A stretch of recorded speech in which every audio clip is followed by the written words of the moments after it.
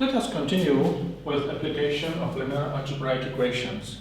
In the previous section, we were talking about two chemical systems. Now let's have a look at the mechanical system. Consider a pulley fixed to the ceiling and a rope around the pulley, and to the end points of the rope there are two mass points, two bobs, with mass M1 in kilograms and M2 in kilograms. And let's denote the position of this weight x1 measured in the downwards orientation, and let us denote the position of this particle x2. And we want to write some system of equations to solve the system. First, if one of them goes up, then the other goes down. So the sum of the two coordinates is a constant related to the length of the rope. So x1 plus x2 is a constant. If we differentiate with respect to time, this dot means derivative with respect to time t, then we have x1 derivative plus x2 derivative, and the derivative of a constant is 0. If we differentiate once again, that means the double dot means the second derivative with respect to time. Then we get this equation. If x is the position of the weight, then x1 derivative is the speed or velocity, and x1 double dot is the acceleration.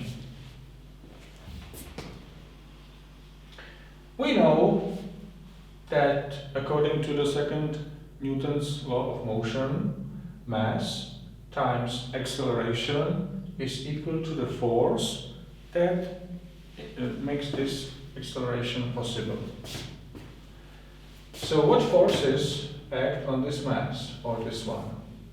First, gravity pulls down and the rope pulls up.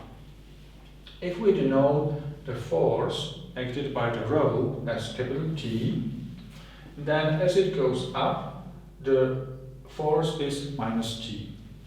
And similarly, the same force to the second weight.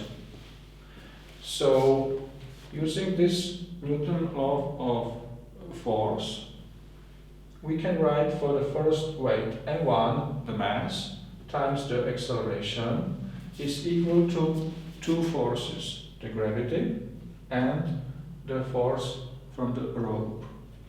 G is the acceleration due to gravity, which is roughly 9.81 meters per square second. So this was for the left-hand side weight, and this is for the right-hand side. The mass times the acceleration is the force due to gravity and the force from the rope. So we have these three equations for the three unknowns. x1 double dot, x2 double dot, and t. So if we convert t to the left by adding t, then we get a system of three linear algebraic equations for these three unknowns. This time, these equations are not homogeneous. Well, and we can conveniently describe the system by the following matrix. The first column corresponds to the first unknown, x1 double dot. The second column corresponds to x2 double dot. And the third column corresponds to t. And this is the right-hand side. 0 is here, and M1g and M2g are here.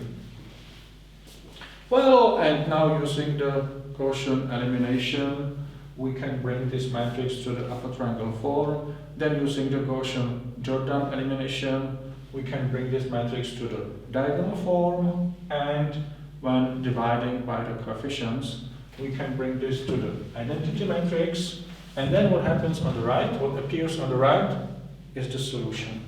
So the result is that the acceleration of the left mass is m1 minus m2 divided by the total mass, times the acceleration due to gravity. This is minus x1 derivative, and this is the force, the stress in the rope. Yeah, you can say that such a simple system can be solved even without this machinery. But this algorithm, this theory, is very reliable, very practical, even for much more complicated cases.